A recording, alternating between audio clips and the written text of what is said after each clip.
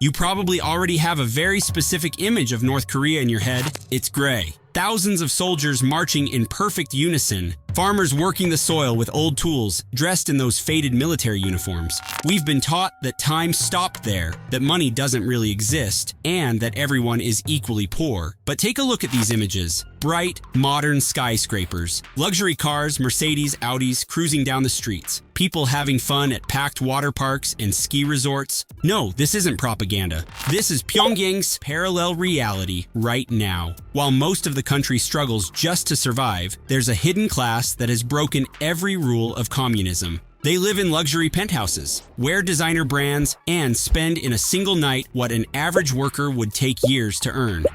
Welcome to Pyonghattan, the place where capitalism won, but in a way you would never expect.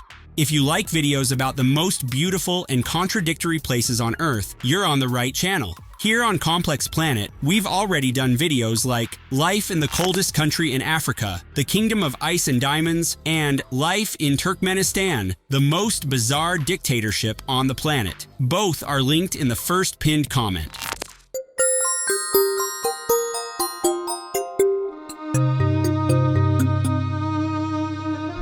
To understand how this flashy elite emerged, we have to go back to the 1980s, when North Korea worked exactly like the textbook said it should.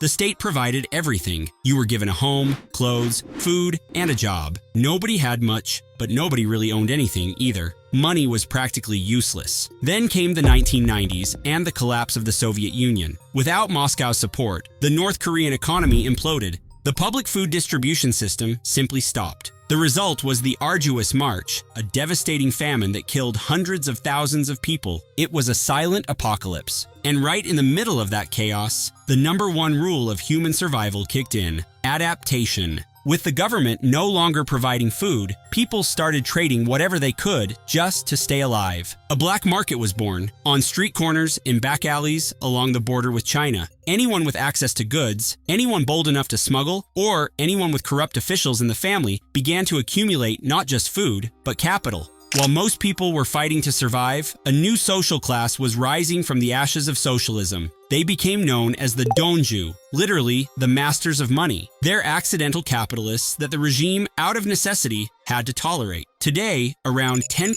to 15% of North Korea's population belongs to this class, or benefits directly from it. And the life they live is an insult to the reality of everyone else. Let's talk about where they live, because this might be the clearest visual symbol of the inequality. In recent years, under Kim Jong-un, Pyongyang has seen a real estate boom that makes no sense on paper. Entire streets, like Ryomyang Street, are lined with futuristic, brightly colored towers, 40, 50, even 70 stories high. Officially, in North Korea, you don't buy a home. The state owns everything and grants you the right to live there. But in practice, among the Donju, the housing market is brutal. They buy and sell usage rights for astronomical sums. A luxury apartment in the center of Pyonghattan can go for anywhere between $100,000 and $200,000. In a country where the official state salary barely adds up to a few dollars a month, that's an almost unimaginable fortune. But here's the detail that makes North Korea truly unique. In New York, Sao Paulo, or London, the higher the floor, the more expensive the apartment. The penthouse is the ultimate status symbol.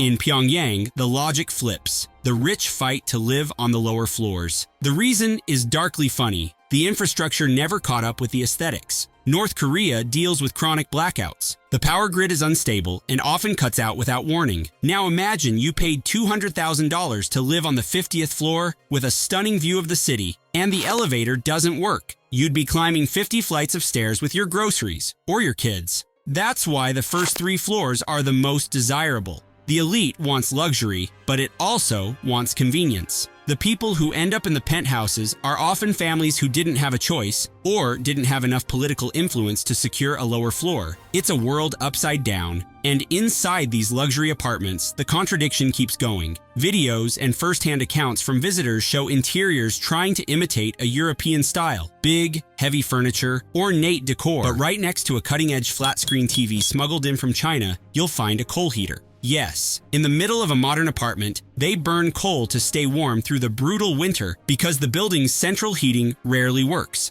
thanks to shortages of electricity and maintenance. And if you look at the balconies of these luxury high-rises, you'll notice something else, something oddly revealing. Some have solar panels hanging off the rails. It's not about environmental awareness or climate change. It's pure survival and status. Having a solar panel means you're independent from the state. It means that when the city goes dark at night, you can still charge your phone, watch your banned South Korean dramas, and keep your fridge running. In North Korean architecture, the solar panel is the real Rolex.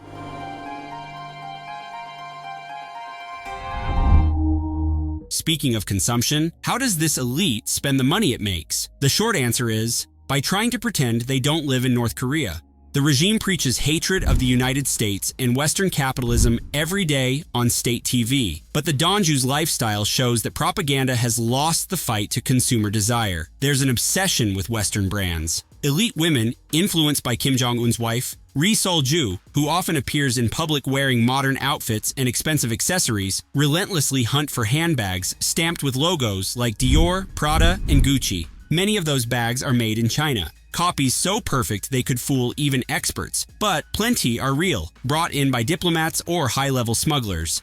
And it's not just fashion. Food is another hard line. While the UN reports that a large part of the North Korean population faces food insecurity and depends on rations of corn and rice, the Donju eat at Pyongyang restaurants serving beef barbecue, fresh sushi, and exotic dishes. One of the most Western habits the elite has adopted is a taste for coffee. Until recently, coffee was a rarity. Now, sleek cafes have spread across Pyongyang. An Americano or a latte can cost between $4 and $8. For an ordinary North Korean, that can equal months of official wages. Drinking coffee there isn't about caffeine. It's about sitting at a stylish table, being seen paying with a crisp dollar bill or wen note, and feeling like you belong to the modern world. They also shop in exclusive places, like Pyongyang Department Store No. 1 or the Gwangbok supermarket. And on the imported goods shelves, you don't just find local knockoffs. If you have dollars or wen, you can buy the real products coming in across the Chinese border: breakfast cereal, jars of Nutella, and, of course, the real Coca-Cola. While ordinary people drink the local cocoa-based version, the elite pays a premium for the liquid symbol of American capitalism, proving that for them, ideology ends exactly where purchasing power begins.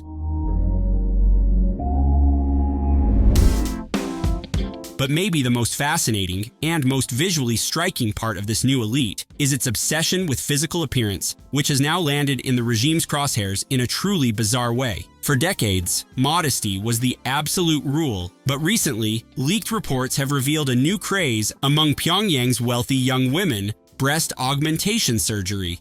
Yes, really. It's gotten to the point where Kim Jong-un's government has launched an official crackdown on what they call capitalist breast implants. State propaganda now targets women who want more pronounced curves, branding the procedure non-socialist, barbaric, and a contamination from the depraved Western culture.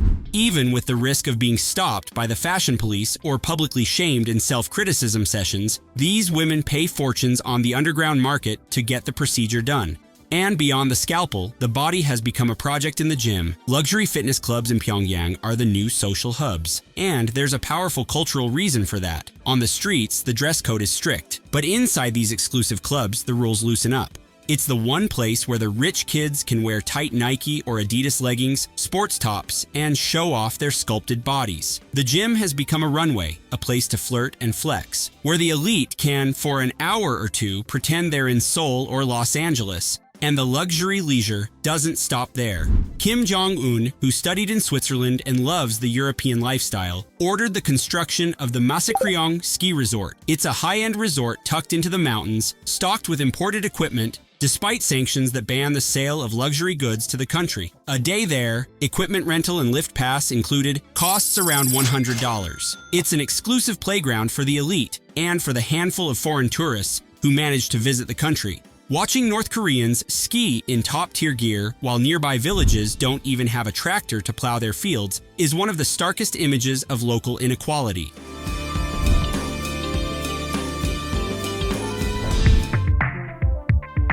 But here's where the story takes a darker turn. All of this wealth is built on incredibly fragile ground. Being a Donju in North Korea is living inside a golden cage. Money can buy comfort, caviar, and beautiful handbags, but it can't buy the one thing that matters most: safety. North Korean society is divided by a rigid caste system known as Songbun. You're classified at birth based on your family's background.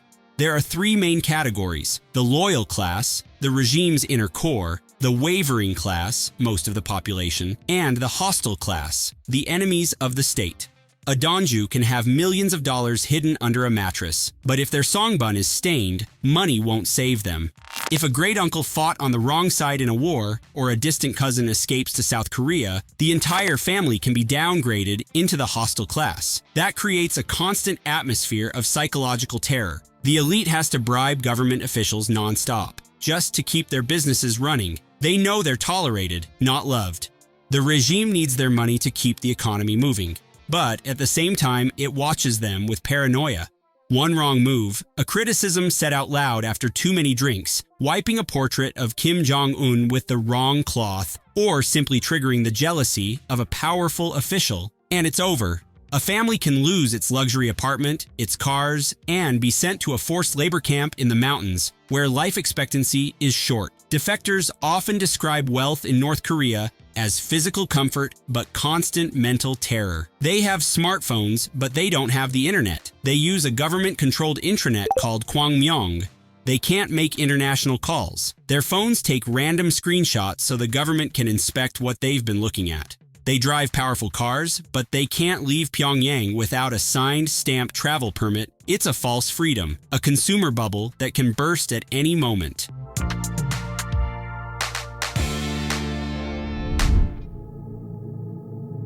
So why do they keep going? Why stockpile wealth in a place where you can't truly be free? Accounts from defectors who once belonged to this elite offer a clue. Yoon-hee Park, a young woman who escaped the country, said that for her, being rich in North Korea wasn't about excessive luxury. Wealth meant being able to eat 3 meals a day without worrying and not shaking from the cold in winter. Everything else, the handbags, the cars, the cosmetic surgery, is just human nature trying to find color and individuality in a world designed to be gray and uniform. Even under the most repressive dictatorship on the planet, the desire to stand out, to be better than your neighbor, to own beautiful things, has found a way to bloom. The Donju prove that capitalism isn't just an economic system, it's a human behavior that pushes through even the cracks of communist concrete. Today, Pyongyang is a city with two faces. By day, loudspeakers blast patriotic songs and people bow before towering statues of the leaders. But at night, on the lower floors of dark high-rises, the elite switches on lamps powered by solar batteries, uncorks a bottle of smuggled whiskey, and toasts to their strange and dangerous luck, being kings of an isolated kingdom. The Donju are living proof that North Korea is changing, not because of politics, but because of money. And that may be the biggest threat the Kim dynasty faces, a people who have discovered there's life and pleasure beyond worshiping the leader. And if you enjoyed today's video, drop a like and subscribe to the channel. Is there another impossible place you want to see here? Tell me in the comments. Every week, there's a new video about the most beautiful and contradictory places on Earth. Thank you so much for watching all the way to the end, and I'll see you in the next one.